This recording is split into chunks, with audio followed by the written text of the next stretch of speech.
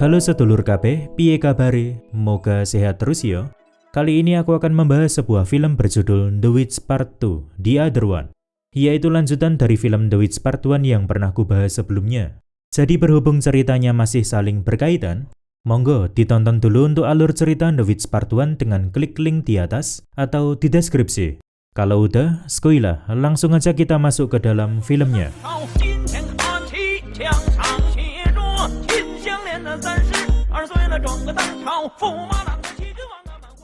Di awal film, kita akan diajak flashback cukup jauh ke belakang, bahkan sebelum semua kejadian di film The Witch Part 1 terjadi, atau lebih tepatnya sebelum eksperimen Zayun dimulai.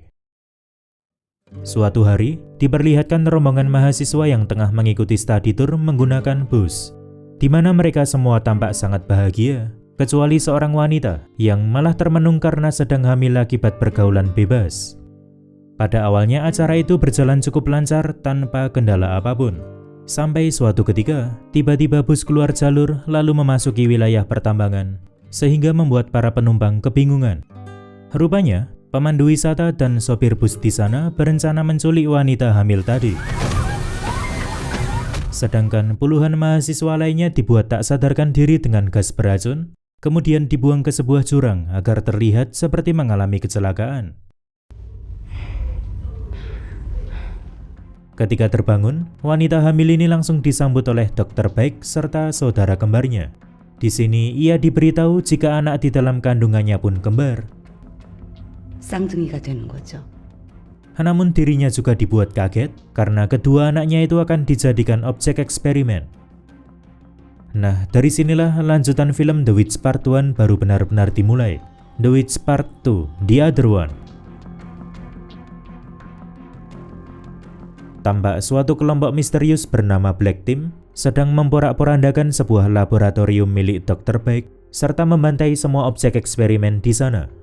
Tetapi dari pembantaian itu, ada seorang gadis yang berhasil selamat. Sebut saja dirinya Hyoja. Tidak lain dan tidak bukan, doi adalah anak dari si wanita hamil di awal film tadi. Sedangkan, kembarannya sendiri masih belum diketahui keberadaannya. Berpindah ke tempat lain, kita akan diperlihatkan dengan seorang pria bernama Jang, yang dulunya juga merupakan objek eksperimen. Di sini, ia menemui kembaran dokter baik untuk menyampaikan kabar buruk bahwa Hyoja kabur dari laboratorium. 망실됐습니다. Dikarenakan Hyoja ini sangatlah berharga bagi kelangsungan penelitian, maka mereka harus segera menemukannya. Setelah berjalan cukup jauh dari laboratorium, sampailah Hyoja di jalanan umum, di mana hampir saja dirinya tertabrak oleh sebuah mobil. Namun lebih sialnya lagi, ternyata mobil itu ditumpangi oleh segerombolan gangster yang tanpa basa-basi langsung menculiknya. Ketika berada di dalam mobil, tampak seorang wanita lain bernama Kyung-hee yang juga tengah diculik akibat suatu masalah dengan para gangster ini. Jadi, baik Kyung-hee maupun Hyoja sama-sama diperlakukan semena-mena, bahkan hingga main fisik. Sampai akhirnya, Hyoja menunjukkan keganasannya dengan menghabisi para gangster itu menggunakan kekuatan di luar nalar. Di sini hampir saja Hyoja membunuh semua gangster itu, tetapi langsung dihentikan oleh Kyung-hee. Dan seakan telah membuang jauh rasa takutnya akan Hyoja, Kyung-hee malah berniat membawanya kabur dari sana. Mungkin ia merasa iba, sekaligus ingin balas budi karena telah diselamatkan dari para gangster tadi. Singkatnya, Hyoja dibawa ke sebuah tempat praktek bedah milik Kim yang tidak lain adalah paman dari Kyung-hee. Namun saat mengambil beberapa peluru yang bersarang di tubuh Hyoja, si paman menemukan suatu keanehan, di mana luka bekas peluru tadi dapat sembuh dengan sangat cepat. Tetapi meski mengetahui semua kejanggalan tersebut, 당분간 괜찮아질 때까진 tekad Kyung-hee sudah bulat untuk merawat Hyoja sampai sembuh. Di sisi lain, tampak seorang wanita bernama Jo-hyun baru saja membantai puluhan orang di suatu tempat dengan begitu sadis. Send in the cleanup crew. Jadi, Jo-hyun ini juga merupakan manusia super hasil eksperimen Dr. Baek. Ia memiliki tugas rahasia untuk menghancurkan laboratorium ataupun membunuh objek eksperimen yang menyimpang dari tujuan awal. Bicara soal kekuatan sudah pasti tidak perlu diragukan lagi. Bahkan, dirinya mampu mencari informasi tentang target pembunuhan berikutnya hanya dalam waktu singkat. Atas kemampuannya dalam berburu itulah, suatu hari kembaran Dr. Beck memberikannya sebuah misi penting. Tidak lain dan tidak bukan adalah misi penangkapan Yoja yang telah kabur dari laboratorium di Pulau Jeju. Ia pun diberikan sebuah alat detektor yang nantinya akan memberikan sinyal apabila lokasi Yoja sudah cukup dekat.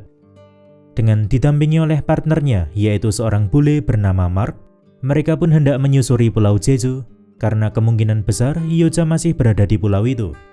Namun saat dalam perjalanan, fucking knew it. mereka malah dibuntuti oleh satu mobil misterius, sehingga Mark langsung memasuki sebuah hutan agar bisa menjebak mobil itu, lalu menabraknya dari samping. Usut punya usut, ternyata mobil itu ditumpangi oleh dua manusia super yang merupakan anak buah Jang. Jadi, meskipun Jaehyun dan Jang ini memiliki tujuan yang sama untuk menangkap Yoja, namun sebenarnya mereka saling bermusuhan sejak dulu. Lantas terjadilah pertarungan sengit antara Mark dengan dua orang tersebut, di mana ternyata Mark sendiri juga memiliki kekuatan super hasil eksperimen. Alhasil bermodalkan kekuatan fisiknya yang jauh di atas rata-rata, Doi pun mampu menahan semua gempuran serangan, serta melancarkan counter dahsyat sehingga membuat dua musuhnya tumbang. Berpindah ke tempat lain, Yoja dibawa ke rumah Kyung-hee untuk menetap sementara waktu, sampai kondisinya benar-benar pulih. Di sana juga tampak adik Kyung-hee yang bernama Dae-gil. Namun di malam pertama Yoja tinggal di sana, masalah sudah bermunculan, di mana seorang bos gangster bernama Ryudo datang ke rumah Kyung-hee untuk balas dendam atas anak buahnya yang telah dihajar oleh Yoja. 지금 우리 애들 넷이나 반병신 되어서 오늘 내일을 하고 있구만.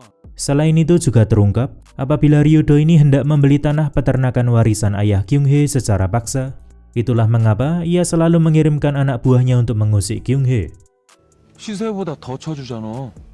Meski begitu, Kyung-hee tidak mau menjualnya karena ia tahu bahwa Ryudo telah membunuh ayahnya demi mendapatkan tanah peternakan tersebut. Sehingga lagi-lagi Doi mendapatkan perlakuan kasar dari para gangster ini. Bahkan adiknya yang berusaha menolong pun tak luput dari serangan.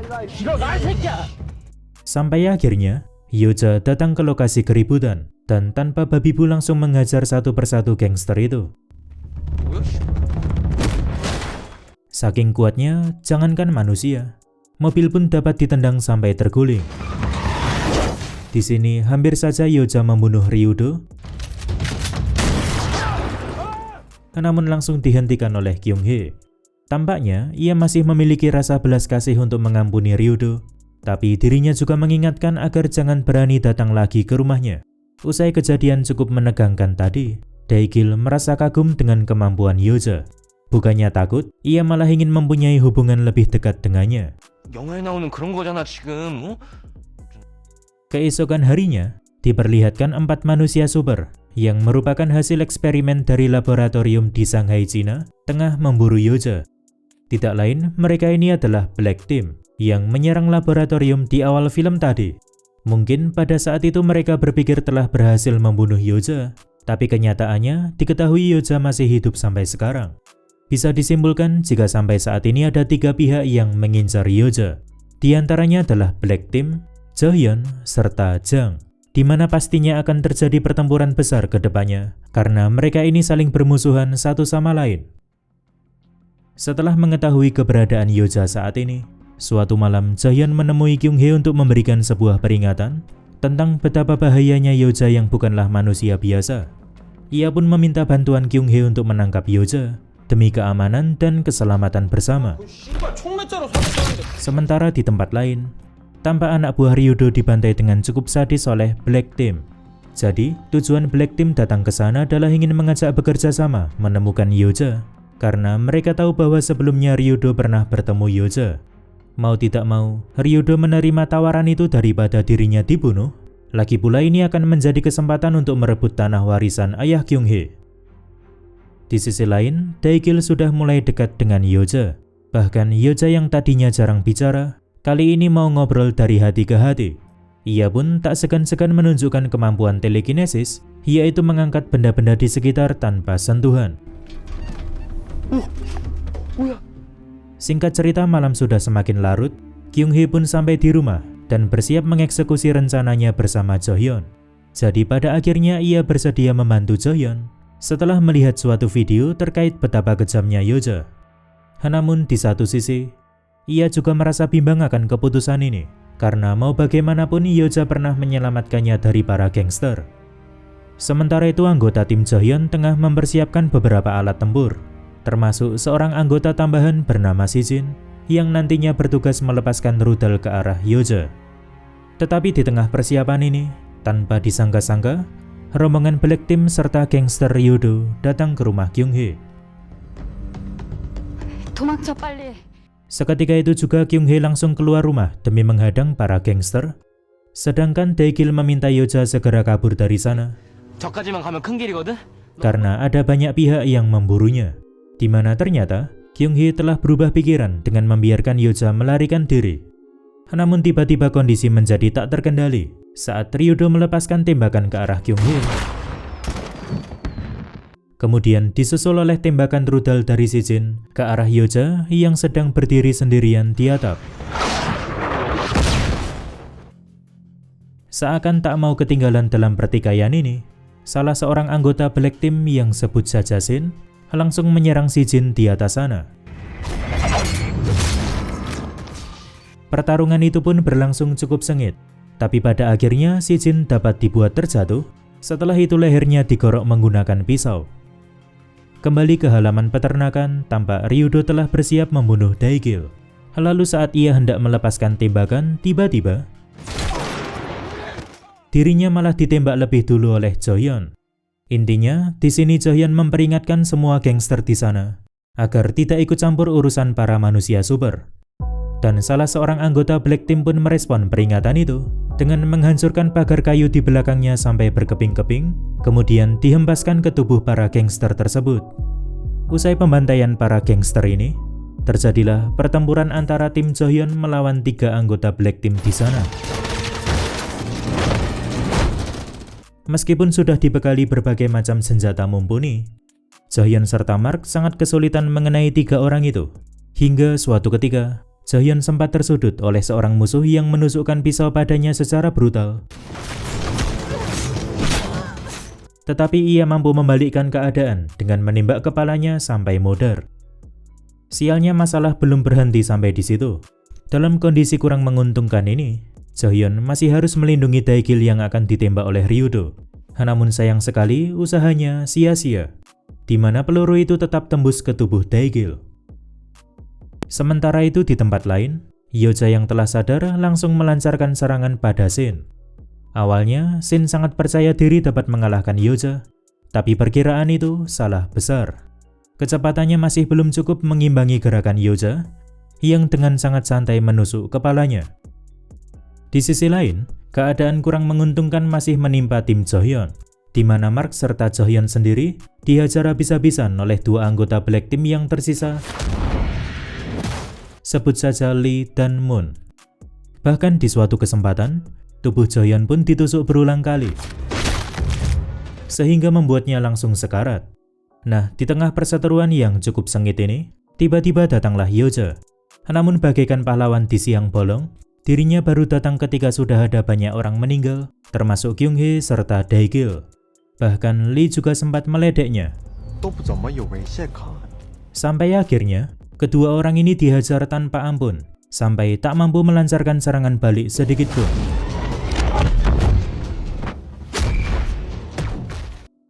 Toh sekalipun Moon memiliki kesempatan untuk menyerang Yeoja, pisau di tangannya malah berbalik arah, lalu menusuk dirinya sendiri bertubi-tubi yang membuatnya langsung sekarat. Nah, sekarang tinggal tersisa Lee seorang di sana. Lagi-lagi, Yeoja menggunakan kekuatan telekinesisnya untuk membuat tubuh Lee tidak bisa bergerak.